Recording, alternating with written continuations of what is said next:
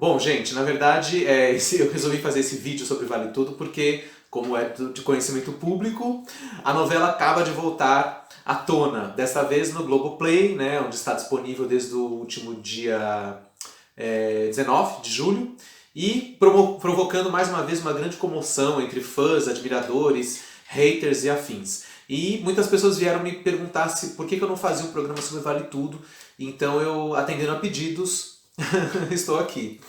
Bom, antes de mais nada, devo dizer que Vale Tudo pra mim é uma novela muito importante, claro, como pra tanta gente. Eu me lembro da primeira vez que ela foi exibida, eu estava lá, assisti na estreia, em 16 de maio de 88, às 8 da noite. Na época, as atuais novelas das 9 entravam no ar umas 8h15, 8h20, 8h30, né? Já não era mais às 8, né? Mas enfim, ainda se falava a novela das 8. E eu assisti a novela na época, me lembro, eu era um pré-adolescente e gostei muito. Vale Tudo mexeu muito com o Brasil, me lembro muito da época, com muita saudade daquele Brasil de 88. E assisti a novela na íntegra naquela época e depois assisti de novo na reprise, no Vale a Pena Ver de Novo, em 1992. E aí eu já era um adolescente, estudava de manhã, chegava em casa, almoçava e depois do almoço assistia Vale a Pena Ver de Novo. Deu no que deu, né? E depois disso a novela desapareceu por alguns anos. Eu me lembro que eu tive acesso em 2009 à versão do Globo International e, portanto, assisti essa versão. Depois, quando a novela passou no Viva, entre 2010 e 2011, eu não vi, né? Eu nem tinha canal Viva na época. Em compensação, eu vi quando passou de novo no Viva, entre 2018 e 2019. E, de quebra, o ano passado, em algum momento, assisti o box da novela, que foi lançado em 2014, mas que eu particularmente só assisti ano passado. Portanto, depois de tantas vezes, eu devo confessar que eu não estou vendo a versão que está passando agora. Não estou vendo no Globoplay. Talvez um dia eu veja, mas não agora. Mas não vou deixar de comentar esse grande clássico que é o assunto do momento entre os noveleiros maníacos como eu. Então vamos lá, vamos falar de Vale Tudo? Vamos falar de Vale Tudo. Mas o que eu posso, eu vou dizer a mesma frase que eu falei no programa sobre Dancing Days. O que posso eu dizer sobre Vale Tudo que já não tenha sido dito a exaustão? Aliás, falando no último capítulo da novela, originalmente, no dia 6 de janeiro de 89, um fato curioso que faz parte da minha experiência pessoal. No dia do último capítulo, eu estava em casa com a minha irmã e minha prima. Meus pais tinham saído, sei lá, e a gente estava lá sozinhos. E simplesmente, na hora da novela, acabou a luz, acabou a energia no bairro todo. Ou seja, a gente não conseguiu assistir o último capítulo de Vale Tudo. O que fizemos então? Ligamos o rádio e ficamos procurando uma estação que sintonizasse, por acaso, a Rede Globo. E foi o que aconteceu, né? Atenção, pessoas da nova geração. Primeiro, vocês sabem o que é um rádio? Segundo, isso acontecia. As pessoas sintonizavam o rádio na tentativa de pegar uma frequência que transmitisse um canal de televisão, na falta de uma televisão. E foi o que aconteceu. A gente conseguiu achar uma frequência que estava transmitindo o áudio de Vale Tudo. E assim escutamos o capítulo, como se fosse uma radionovela. O que aconteceu? Não entendemos nada, né? Porque toda a sequência do assassinato de Odete, onde se revela que a assassina é a Leila, ops, é um spoiler, né? Bom, mas eu acredito que qualquer mortal que está assistindo esse vídeo já sabe que a assassina de Odete é a Leila, né? Então tudo bem. Pois é, mas a gente não sabia em 6 de janeiro de 89. E continuamos sem saber, porque se você pega a cena da morte, da revelação do assassinato de Odete e ouve só o som, não dá pra entender direito, né? Ainda mais sem ter as referências da época, né? Então a gente escutou aquilo e não entendeu nada. No dia seguinte assistimos o capítulo na reprise, no sábado à noite, e aí então pudemos usufruir da grande revelação que era o fato de Leila ser a assassina de Odete. Pois é, fatos pitorescos, direto do túnel do tempo. Bem, mas de qualquer forma eu vou me debruçar agora sobre um assunto bastante interessante. A influência cinematográfica na trama e nos personagens de Vale Tudo. Isso mesmo.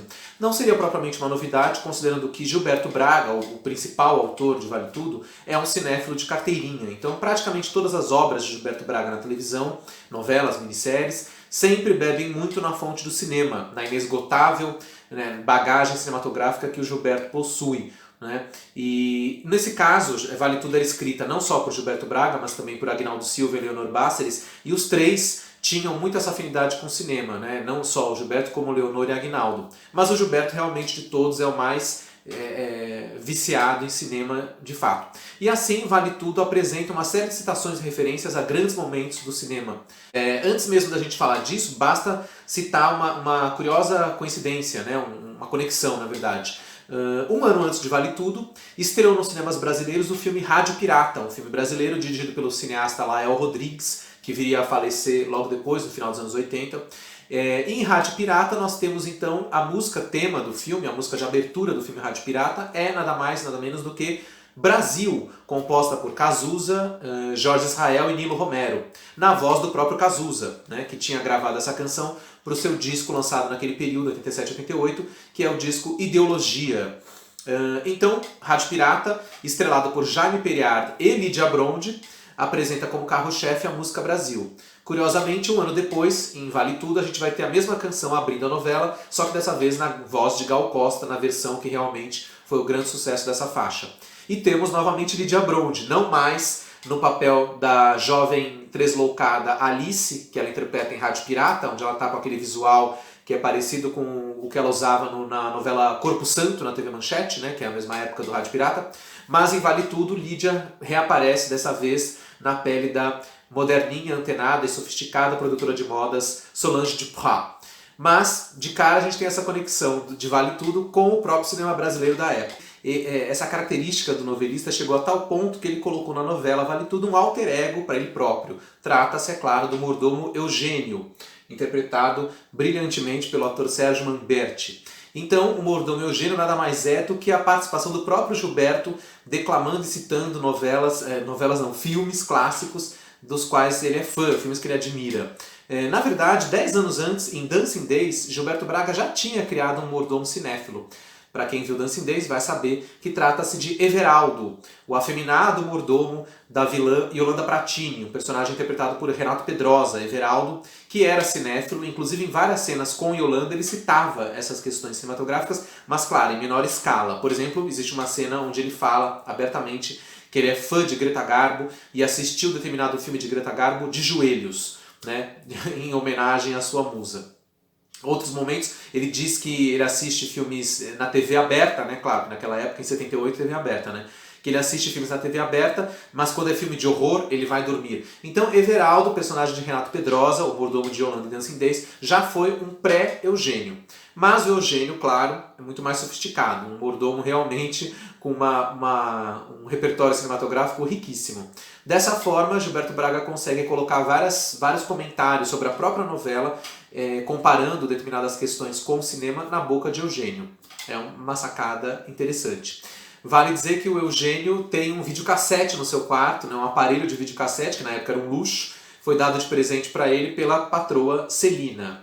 Um fato, inclusive, que é criticado pela vilã Odete Reutemann quando ela aparece e diz que é um absurdo terem dado um videocassete para esse mordomo, né, tratando ele como se fosse da família, blá blá blá blá blá.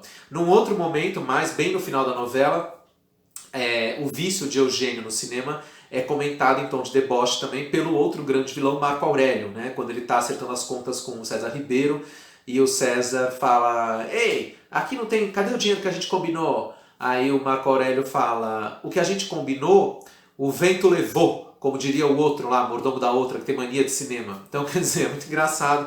Aliás, como era moda na época, qualquer pessoa da classe média que se prezasse tinha um videocassete em casa ou até mesmo no seu quarto. É o caso do Afonso Reutemann, que também tem um videocassete, e o Tiago, filho de Heleninha.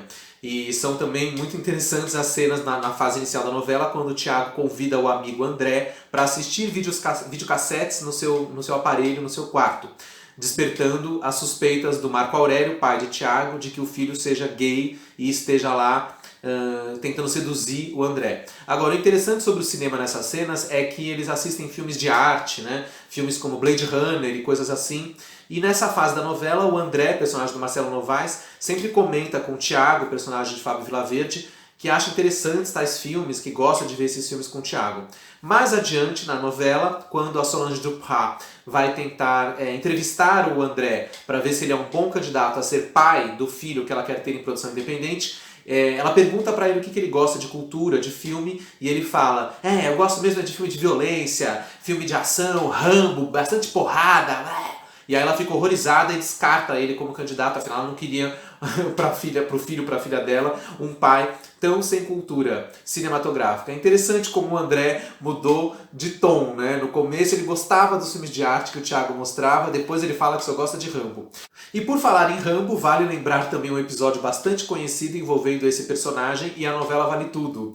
Foi em meados de agosto de 88, quando o SBT, que então tinha a sua sessão de cinema em casa, às sextas-feiras à noite, trazendo filmes inéditos, filmes de ponta, os blockbusters da época, pela primeira vez na televisão.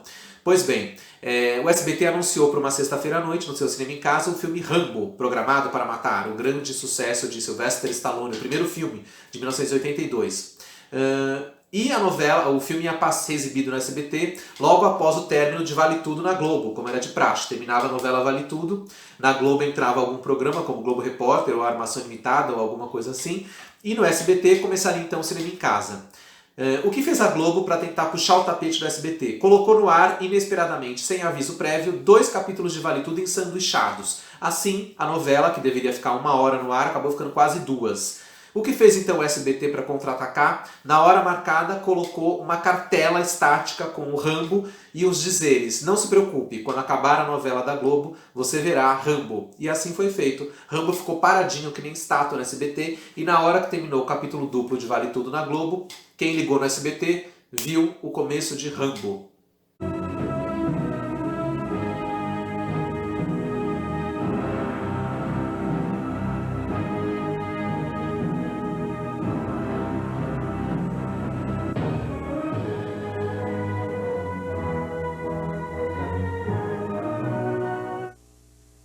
Atenção, emissoras componentes do Sistema Brasileiro de Televisão. Dentro de 8 segundos, cinema em casa. Um dos comentários do mordomo Eugênio é a respeito da personagem Solange Duprat, interpretada por Lydia Bronte. Ele comenta a nossa Rita Hayworth. Ele diz isso por causa do tom dos cabelos da personagem, que é um tom avermelhado, em citação à famosa diva do cinema Rita Hayworth, que costumava ter os cabelos ruivos.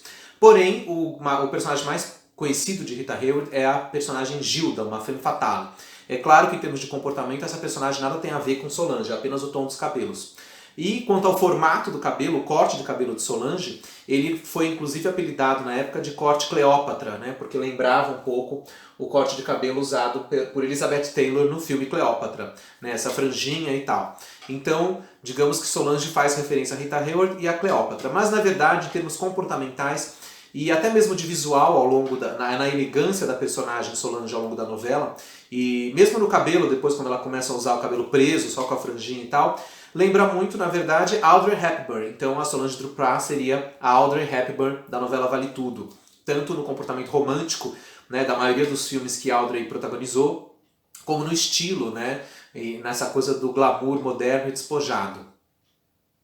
I suppose I'm just talking nonsense. I suppose so.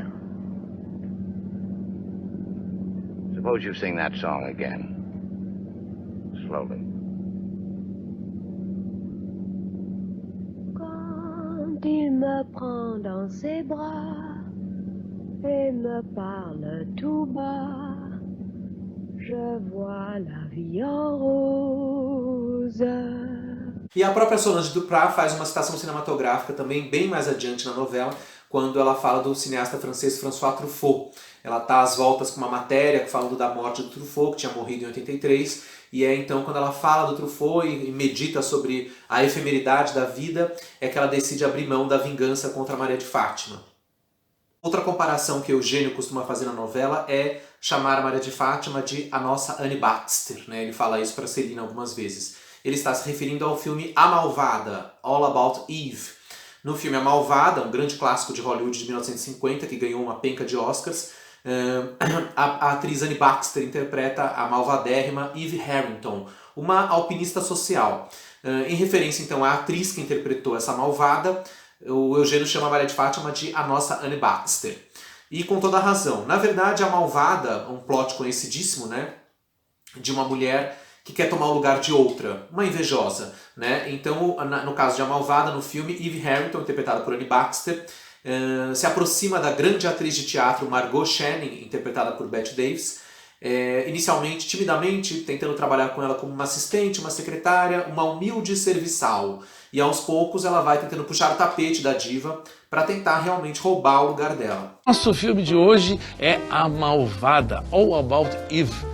Até hoje considerado o melhor já realizado sobre os bastidores do mundo do teatro.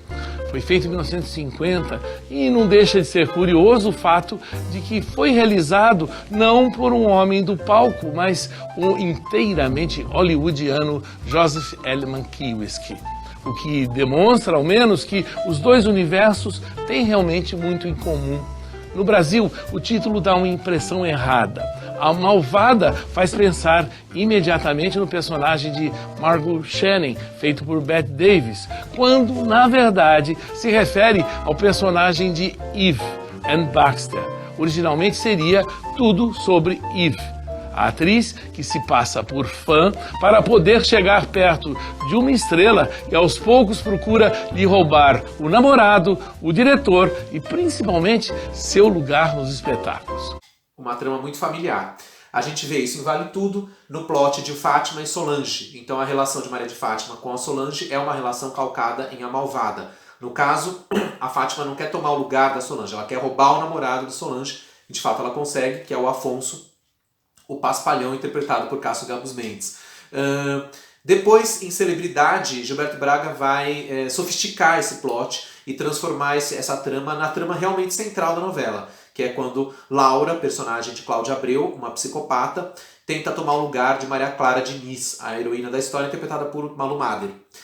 Sobre isso, Gilberto Braga falou, inclusive, no livro Autores. Quando perguntam para ele por que você escolheu o tema das celebridades, e ele diz: não acho que celebridade seja sobre isso, e sim sobre inveja. Eu segui o storyline de A Malvada, uma mulher que inveja a outra e quer tomar o lugar dela. Essa é a história da novela. Mais adiante ele fala: a Maria Clara era famosa porque havia sido modelo, tinha um contrato de publicidade, uma firma de cosméticos e não sei mais o que. Tudo para que no primeiro capítulo aparecer uma cena em que a Cacau, a Cláudia Abreu, que fazia a Laura, parava e olhava para uma foto enorme de Malu no outdoor. Ou seja, é essa trama mesmo. Vale dizer que Silvio de Abreu, outro grande cinéfilo, novelista cinéfilo de carteirinha, já tinha usado a trama de A Malvada em Guerra dos Sexos, a sua novela de 1983. Ali, discretamente, em menor escala do que em Vale Tudo, principalmente do que em Celebridade, ele coloca a personagem Carolina, a terrível vilãzinha de Lucélia Santos, que se aproxima de Maite Proença, a personagem que fazia a personagem Juliana, numa situação parecida, né? Ela se torna braço direito de Juliana nas lojas Charlot, e, de certa forma, inveja a posição de Juliana, chega inclusive a morar na casa de Juliana quando essa vai se isolar num sítio, etc. E tem uma cena específica que é explicitamente citada como uma cena da Malvada, né? Que é a cena em que a Lucélia, a Carolina, experimenta umas roupas da Juliana diante do espelho, né? E é flagrada pela Juliana. Essa cena tem em A Malvada, né? Quando Eve Harrington está realmente colocando os figurinos da Margot Channing no corpo e se olhando, e é flagrada pela diva, que não leva aquilo muito a sério, mal sabendo no que tudo aquilo ia dar, não é verdade? Mas enfim, A Malvada, um grande filme, uma grande trama, que foi muito propriamente adaptada em Vale Tudo. Mas, se entre Fátima e Solange a citação é A Malvada, entre Fátima e Raquel Acioli, sua mãe, interpretada por Regina Duarte, o filme é outro. Trata-se de Almas em Suplício, Mildred Pierce, um filme de 1945, dirigido pelo grande diretor de Hollywood Michael Curtiz, e que deu o Oscar de melhor atriz para Joan Crawford, no papel título, Mildred Pierce, a humilde cozinheira, né, que começa cozinhando, né, simploriamente, acaba se transformando numa grande empresária, tendo uma cadeia de restaurantes. Pois é, uma trama que a gente já reconheceu, não é verdade? Ela tem uma filha no filme, uma filha também ambiciosa, que tem vergonha da mãe e que sonha em subir na vida, filha interpretada por Anne Blyth.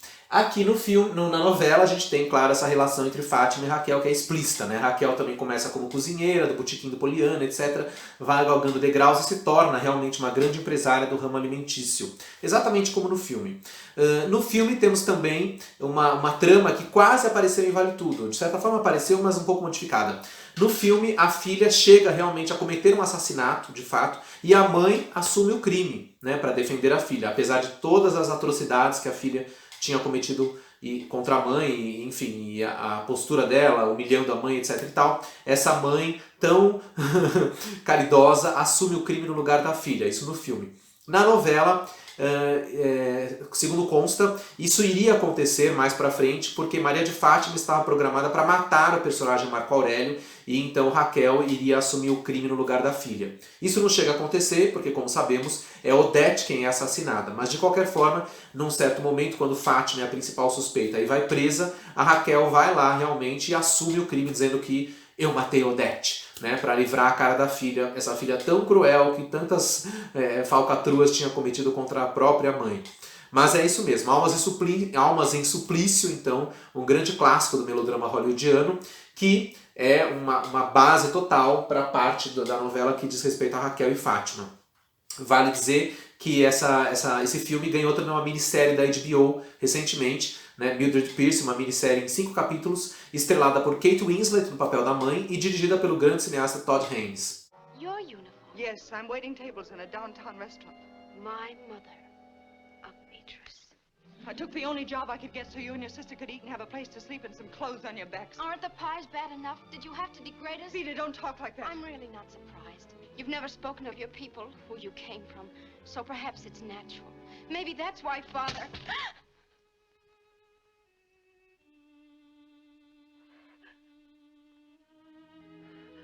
Também vale a pena mencionar o filme Stella Dallas, outro grande melodrama hollywoodiano, desta vez de 1937, um filme dirigido pelo também famoso diretor King Vidor, onde a superstar Barbara Stanwyck interpreta a humilde Stella Dallas, também uma figura simplória e que faz de tudo para que a filha ambiciosa, que sonha com luxo e glamour, consiga entrar para as altas rodas da sociedade, se casar com um bom marido, sempre escondendo as origens, né? A mãe simplória e ignorante.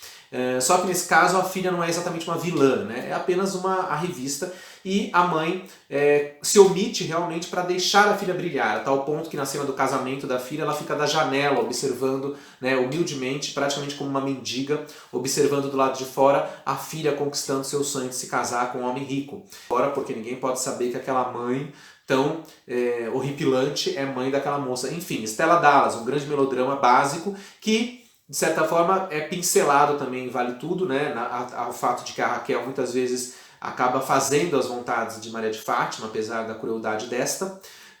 Essa trama de Stella Dallas volta em muitas novelas, né, onde as mães fazem sacrifícios por seus filhos ou filhas. O caso mais flagrante disso é a novela Laços de Família, onde a Helena de Vera Fischer abre mão de seu amor pelo jovem Edu, em prol da filha, a insuportável Camila, interpretada por Carolina Dickman.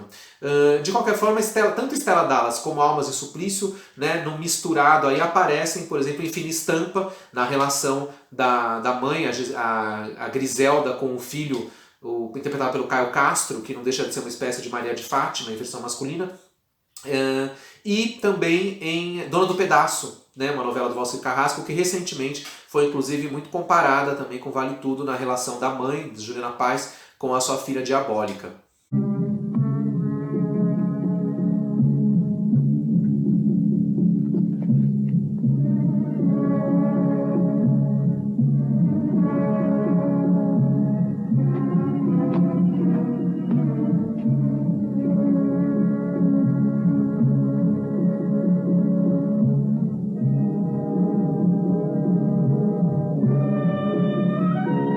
Essa cena fantástica em que Fátima rola pela escadaria do municipal na tentativa de abortar a criança que ela carrega na barriga é nada mais e nada menos do que vinda diretamente do filme Amar Foi Minha Ruína, um grande melodrama também de Hollywood de 1945, dirigido pelo diretor John Stahl.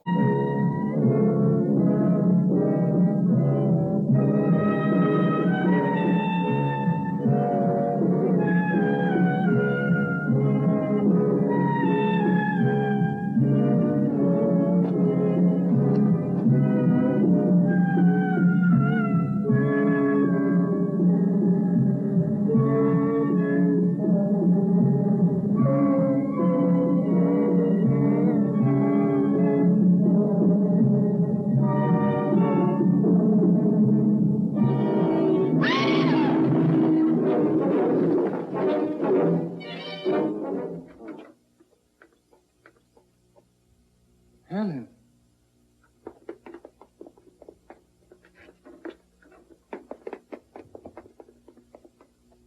Chame o médico. Mas enquanto a Odette Reutemann, será que essa maravilhosa vilã não foi inspirada em nenhuma coisa cinematográfica?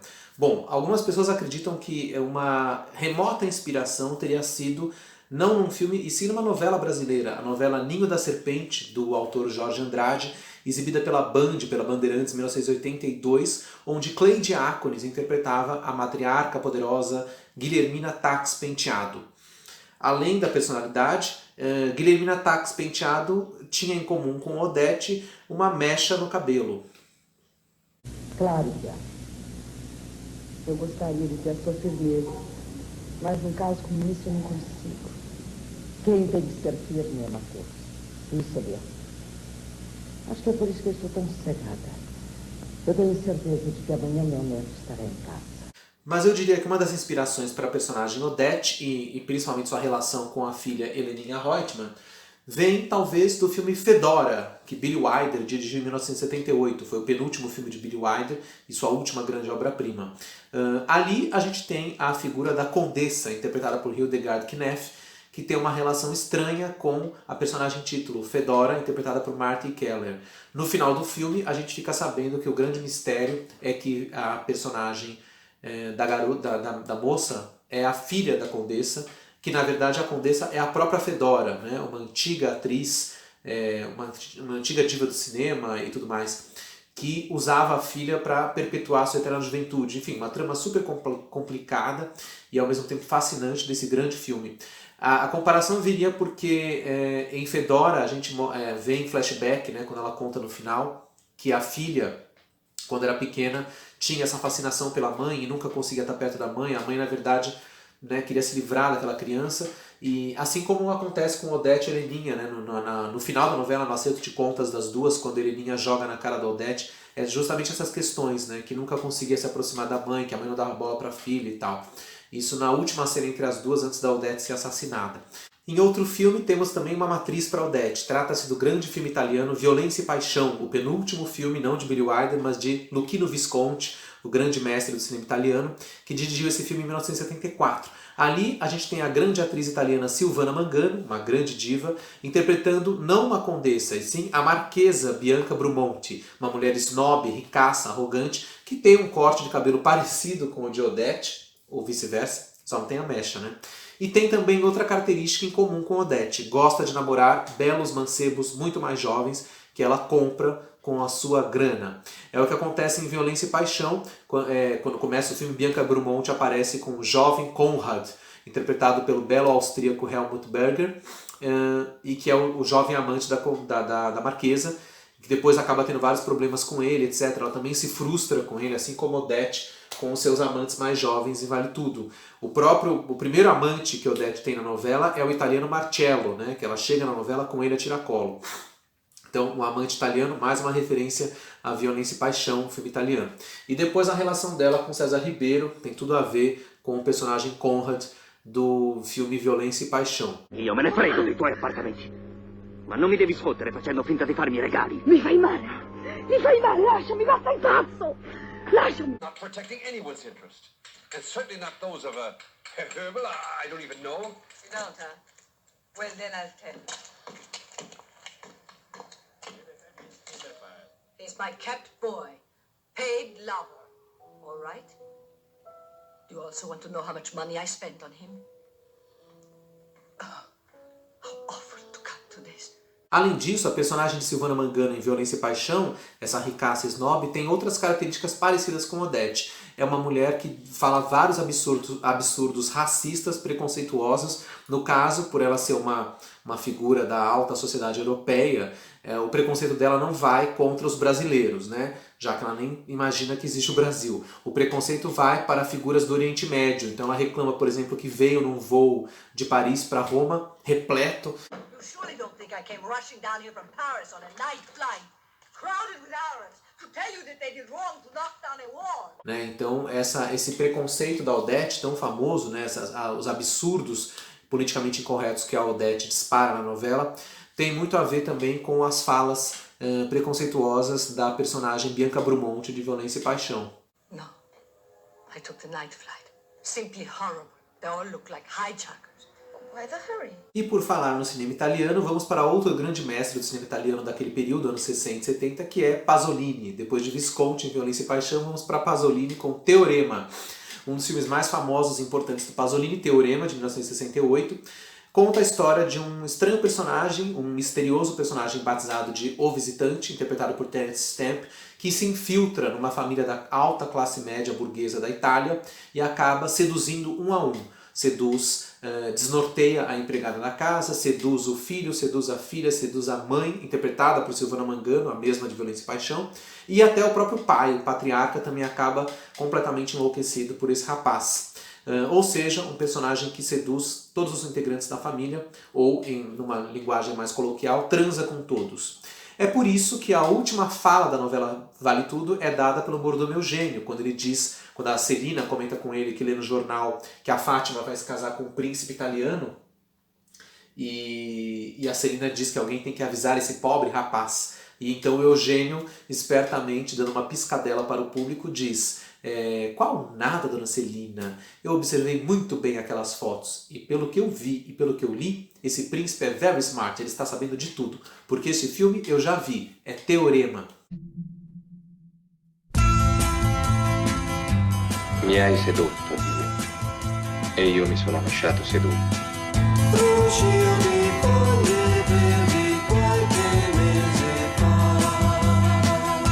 Un dolce giorno, all'improvviso, lei disse ridendo di amare me. Devo partire. Domani. E assim acaba a novela. A última fala da novela é dada pelo Eugênio, nada mais apropriado. Tu stesso mi hai dato l'amore nel vuoto della mia vita. Lasciando, lo distruggi tutto. Che può sostituirti, credo che io non potrò più vivere. Io non riesco più a riconoscere me stesso. Che cosa sarà di me d'ora in poi? Hai distrutto semplicemente l'idea che io ho sempre avuto di me.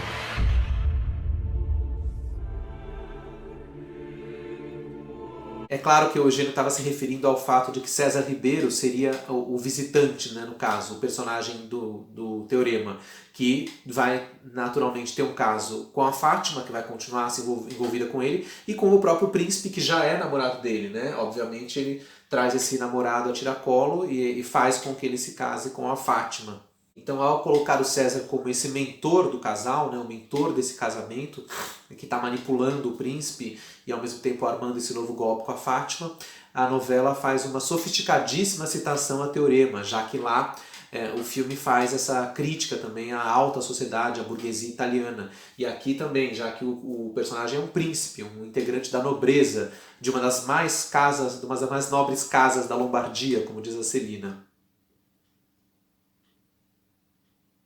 Assim termina o nosso programa dedicado às influências cinematográficas sofridas pela novela Vale Tudo. É claro que tudo isso que eu falei não tira o brilho dessa novela maravilhosa, a melhor novela da TV brasileira. A novela Vale Tudo soube se apropriar desses milhões de referências e criar uma obra única, incomparável e que resiste ao tempo e que sobreviverá a todos nós. E sobreviverá principalmente porque continua mais atual do que nunca. Infelizmente, como a gente tem visto diariamente, a todo momento, todo o retrato social e político que a novela faz se mantém atualíssimo, tristemente e tragicamente atualíssimo, 32 anos depois de sua estreia. É por isso que eu acho que a novela vai sobreviver a todos nós, a menos que o Brasil se modifique. Será? Isso fica para um próximo programa. Até a semana que vem, inscrevam-se no canal, deixem comentários, críticas e até lá.